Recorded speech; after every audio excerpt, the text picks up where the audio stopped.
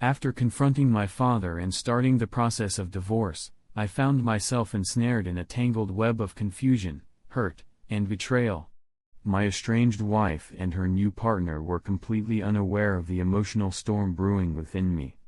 In the days that followed, I immersed myself in the online support community, seeking solace and advice. It was there that I began to notice unsettling comments about how agreeable my wife's new partner seemed during our last meeting. I had been so relieved to find someone who wasn't hostile that I hadn't considered the implications of that agreement. Determined to get to the bottom of things, I checked the National Sex Offender Registry, holding my breath as I searched. Thankfully, his name didn't appear, but I still felt an unshakable urge to dig deeper. I turned to social media, poring over his profiles and posts, desperately searching for red flags. My investigation led me to comments from 2 years ago mentioning that he had been engaged. Yet, there were no recent photos or posts that suggested he was currently in a romantic relationship. It was as if he had simply vanished from that part of his life. I couldn't shake the feeling that whatever had gone wrong in that previous engagement might somehow connect to his current desire to step into a fatherly role for my twins. After gathering enough courage, I contacted him directly. "If you truly want to become a father to my children, we need complete transparency between us," I stated, my voice steady but filled with underlying tension. "I know nothing about your past, your romantic relationships, or your intentions. I need to trust you with the twins, and that trust has to be mutual." I offered to share my background as well, but he hesitated, insisting he would only do so if it was essential for me. Frustration bubbled within me, and in a moment of desperation, I proposed a polygraph test. I knew these tests weren't foolproof, but at that moment, it felt like my best chance to establish some level of trust. I theorized that perhaps his previous engagement had ended due to a miscarriage or another trauma, which might explain his eagerness to take on the father role now. We agreed to take the test later that week, and I assumed I could choose the questions he would have to answer. Meanwhile, the results of my STD test came back clean, a small relief in an ocean of chaos. But seeing the twins every day felt like a bittersweet torture.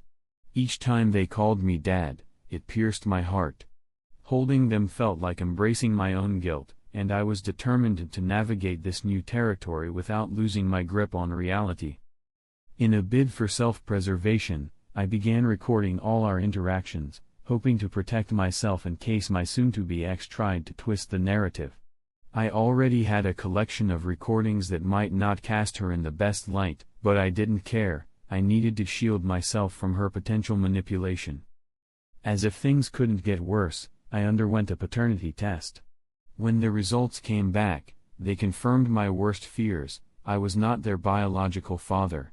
The emotional weight of that revelation was crushing, leaving me grappling with a tidal wave of sorrow and confusion. In the aftermath, I turned to the comments on my support posts, searching for understanding and connection among strangers.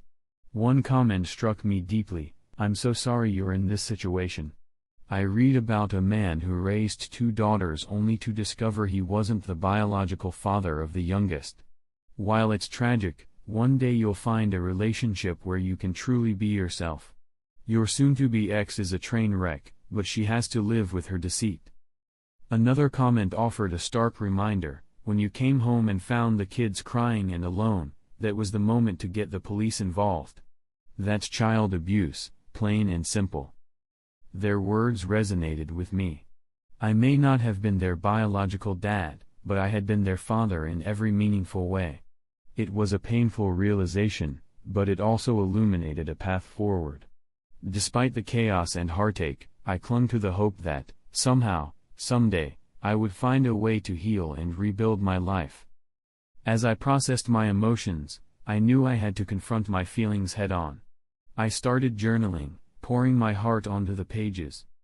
Each word became a release, a way to untangle the web of anger, sadness, and betrayal that had taken root in my heart. I wrote about my memories with the twins, the laughter we shared, the moments of joy that felt like a lifetime ago. I held on to those memories tightly, reminding myself of the bond we had forged, even if it wasn't grounded in blood. Through it all, I made a conscious decision to focus on being present for my children, to show them love and support despite the turmoil. I would be there for them, not just as a father figure, but as a source of stability in their lives. I knew that they needed me now more than ever, and I was determined not to let their mother's actions define my relationship with them. As the days turned into weeks, I found a glimmer of hope. I began attending support groups, meeting others who had navigated similar heartbreaks. Hearing their stories made me realize I wasn't alone in my struggle. We shared our pain, our victories, and slowly but surely, I started to feel a sense of camaraderie and healing among those who understood. Ultimately, I knew that the road ahead would be long and fraught with challenges, but I was ready to face it. I would rebuild my life, find happiness again, and embrace the love I had for my children. No matter the circumstances, I would always be their dad, and that connection would forever remain my guiding light. I decided I'd be cautious about using the polygraph results, treating it as a one-time opportunity to uncover the truth. It was vital for me to take a step back and reflect before making any decisions about what to do next. No matter how this unfolded, it was clear that Lisa was the one who had created this mess, not me. I needed to extricate myself from the situation and consider pursuing legal action for paternity fraud. After all, being a father is about more than just biology. I knew the pain of betrayal all too well, but I could still be a great dad to those kids if I chose to. I just had to guard against any emotional manipulation from Lisa, think of her like a venomous snake and handle the situation carefully. In my second update, I had finally moved out of my friend's cramped apartment and found a small rental of my own. It was a tough transition, but the other man, the one Lisa had been seeing, turned out to be surprisingly helpful. He recommended me to a friend of his who was looking for a tenant. I thought it would be healthier for the twins to have their own space rather than me crashing on a couch every night, feeling lost and out of place. The polygraph results were illuminating. The other man was indeed who he claimed to be, which brought me a small sense of relief. He had no clue about Lisa's marital status and genuinely wanted to be involved in the twins' lives. His motivations weren't as intense as I had imagined, he simply wanted to be a dad, having failed to establish lasting relationships in the past. In some twisted way, it made me feel a little better to know that he wasn't looking to replace me, he just wanted to be part of their lives.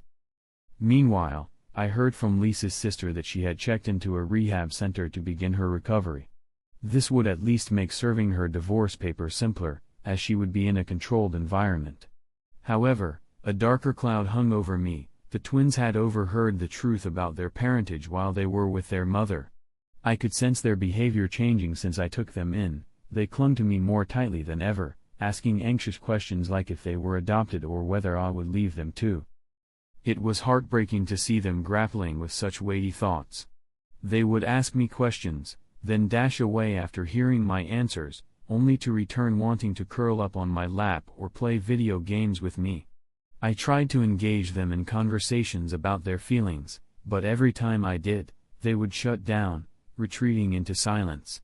It became painfully clear that I needed to arrange for them to see a therapist. They had to have someone to help them process everything they were feeling. One particularly restless night, Sherry, the twin whose name I was using for convenience, came to me sobbing while I was asleep, clinging to me as if I were her lifeline. This worried me even before this incident. She had always been the one to shy away from physical contact. I had seen the discomfort in her eyes when I tried to hug her. Her words poured out in a jumbled rush, making it difficult for me to grasp what she was trying to say. It took nearly an hour for her to calm down enough for me to understand her, and even then, it was like piecing together a puzzle.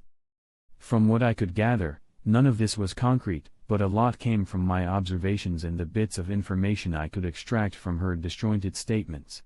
During my absence, it seemed their mother had succumbed to heavy drinking at night and was often inexplicably absent. Sherry described how their mother would be loud and erratic when drunk. I could only guess that this was around the time I texted Lisa, confronting her with the knowledge that the twins weren't mine. I could only imagine how that must have sent her into a frenzy. The more I pieced it all together, the more I realized just how much damage had been done, not just to me, but to the kids as well. Sherry's sudden attachment to me worried me deeply. She had never been the clingy type. I wanted to comfort her, to make her feel safe again, but how could I do that when I was still reeling from my own heartbreak?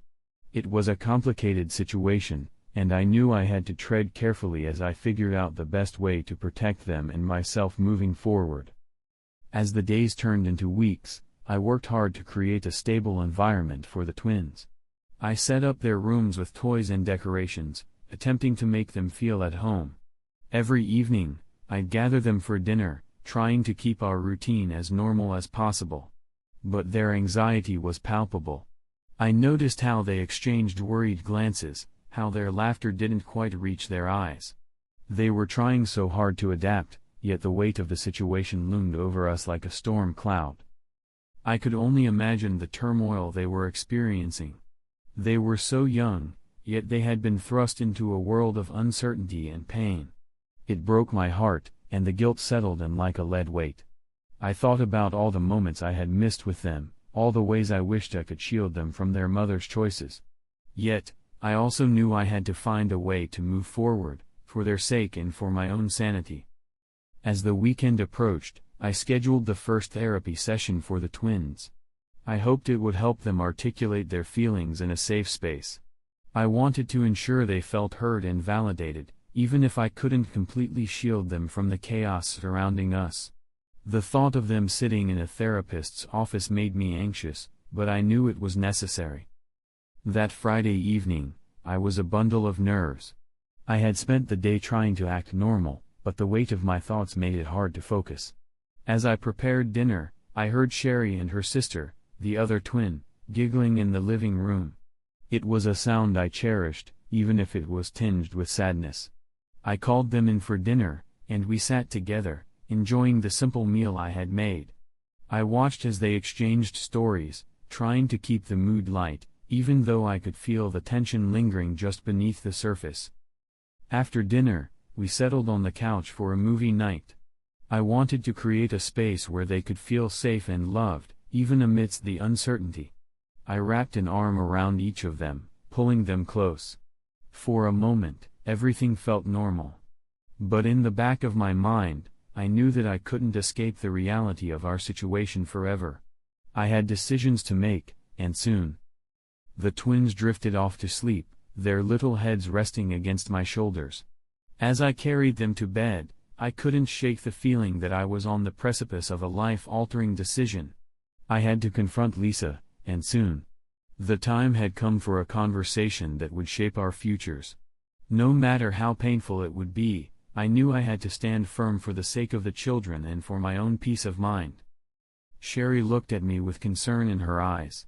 "You know, Mom has been yelling that you should have loved the twins as if they were your own," she said, her voice heavy with emotion. "She thinks you ran away from them. Now that you're back, it must have given them the hope that everything is okay, but it hasn't been that simple." I sighed, feeling the weight of her words. I couldn't deny it, my behavior during our time together had raised questions. The twins noticed the shift in my affection. They craved more hugs, wanted to sit on my lap, begged for piggyback rides, but I just couldn't give them what they needed like I used to. It was as if an invisible barrier had formed between us, and every attempt to bridge that gap felt awkward and strained. "I try, Sherry, I really do," I replied, frustration creeping into my voice.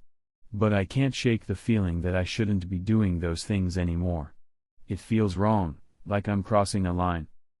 I had spoken to my therapist about it, and she reassured me that it was common for men grappling with paternity issues.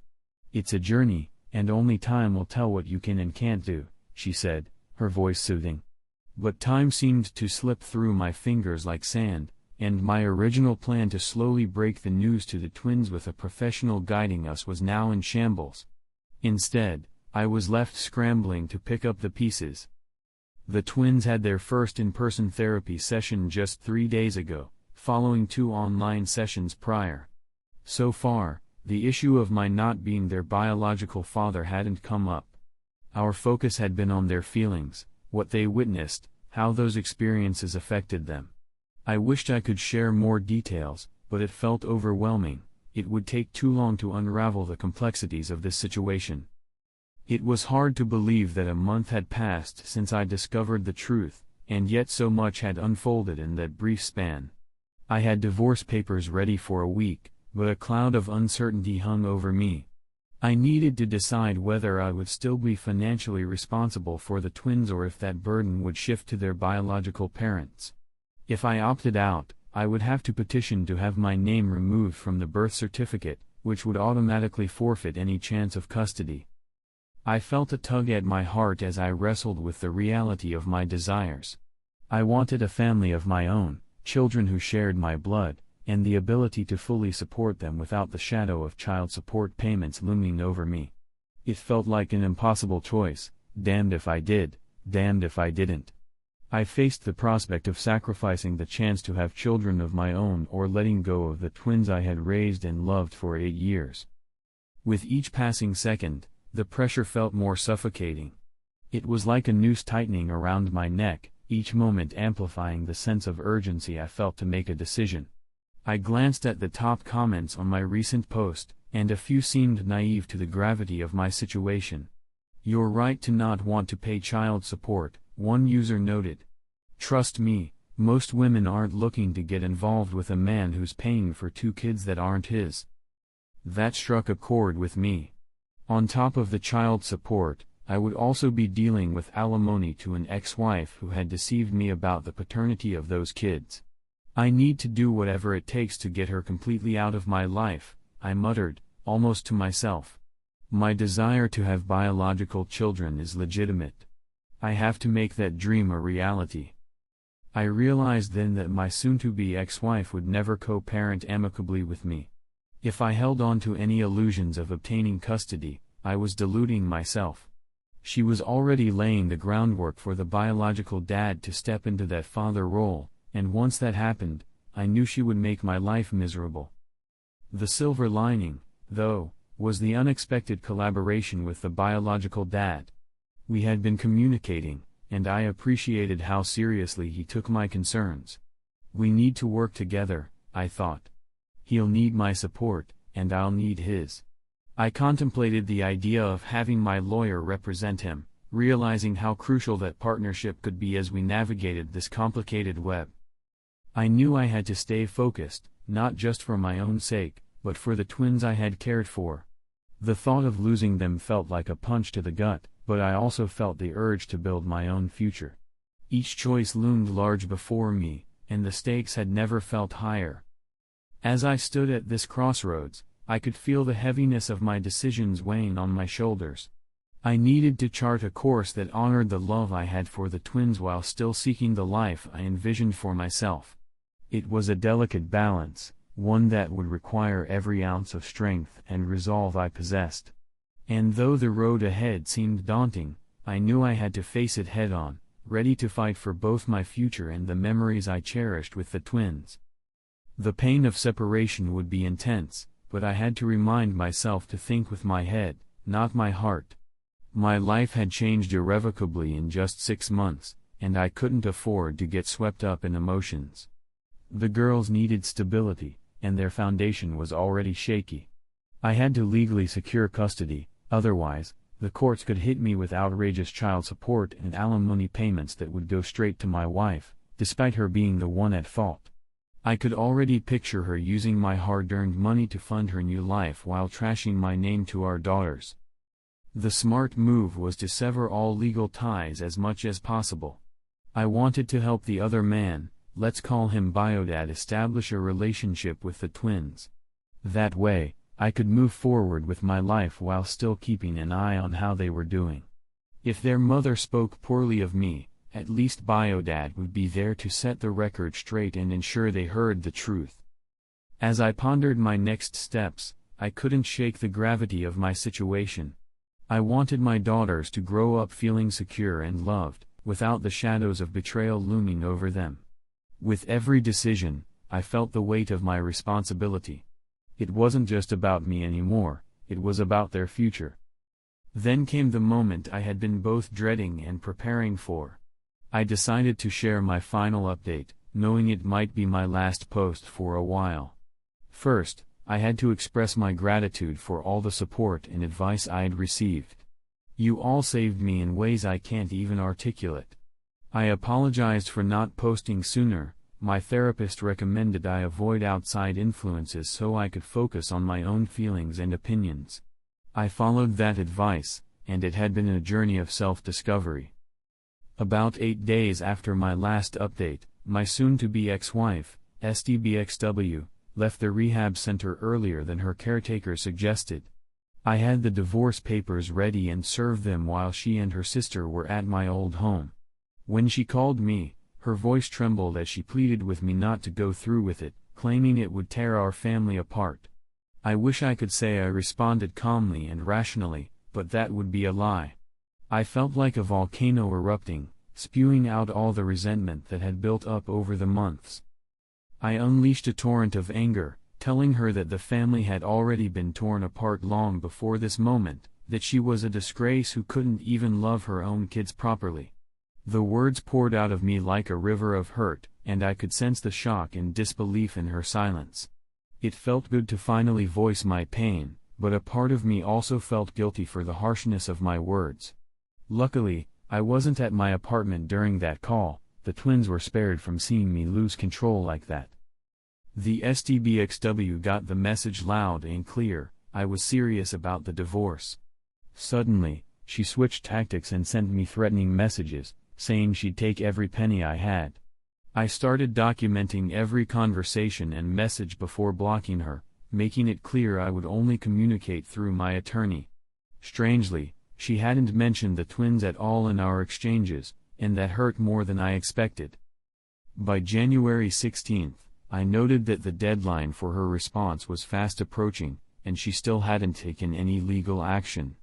In the meantime, the twins were slowly but surely improving, recovering from the shock and upheaval they had faced since all this began. They seemed more at ease, and it was clear they hadn't fully processed the reality of their new family dynamics. Their therapist emphasized that we needed to handle this delicately, as the way they learned about their biological father could have serious repercussions if not approached correctly. It felt like walking on a tightrope, balancing their emotional well-being with the need for honesty. Because of this, I decided to postpone any meeting between them and Biodad. I wanted to give the girls time to adjust to everything and ensure they were emotionally prepared for such a significant change in their lives. Biodad had expressed his disappointment but understood why I was taking this approach. In an unexpected turn of events, he started paying me back for the money I had spent on the twins' education. So far, he had sent me $6,524. I was keeping meticulous records of his payments, not wanting to touch the money just yet. As I moved forward, I felt a strange mix of hope and trepidation. My days were filled with meetings with lawyers and discussions about custody arrangements, but I still made time for my daughters. I wanted them to feel loved and secure, despite the chaos around us. Every evening, I would sit with them, helping with homework or simply watching movies, trying to create a sense of normalcy in their lives. But even as I put on a brave face, there were moments when I would catch myself staring into space, contemplating the shattered pieces of my marriage. The pain of betrayal still stung, and I wrestled with feelings of anger and loss. I wanted to believe that I could move on and build a new life, but the road ahead felt uncertain. It was during one of those quiet moments that I realized something profound. The journey of healing wasn't just about getting over the betrayal, it was about rediscovering who I was outside of my marriage. I had spent so many years defining myself through my role as a husband and father that I had lost touch with my own identity. I wanted to be a better man, not just for my daughters but for myself. And so, as I continued navigating the complexities of this new chapter, I knew that the challenges ahead would be tough. But I was determined to rise above the pain, to create a life that honored my daughters and gave them the love and stability they deserved. The path wouldn't be simple, but I was committed to making it work, one day at a time. I'd rather put some money into a savings account for the twins and myself. Lately, I've been feeling a lot better mentally. I've taken up sketching and drawing whenever I have a moment to myself. It helps keep my mind focused and away from darker thoughts. 2 weeks ago, I reignited my childhood love for gaming and bought a PS4. With PS5s nearly impossible to find these days, the PS4 has been a fantastic way to unwind. The twins and I play together whenever we can, and it's made a real difference in how I interact with them. Still, it's clear that we've all been affected by my soon-to-be ex-wife's actions. I've been postponing any decisions regarding custody for now. I want to ensure that both my therapist and I feel completely confident in my emotional stability before moving forward. If anyone has questions, I'm open to answering what I can. I appreciate all the support I've received. It's important to remember that I'm their father, and no one else can fill that role. My love for the twins remains strong, despite everything. It's disturbing how their mother has treated them during this time, especially her lack of concern for them in our last conversation. It's as if she sees this situation as their fault, which is heartbreaking. I used to think the world of her, but now it feels like I barely recognize the person she has become. I'm genuinely impressed by how I've managed to navigate this painful chapter in my life. After reading some of the raw details about my shattered marriage, I've finally decided to get an at-home paternity test. I've been hesitant for months, letting fear hold me back, but I realize that's no excuse. Thank you for sharing your strength with me. I hope to move forward with courage, but I won't make the same mistake I did before sharing the test results with my wife, no matter what I discover.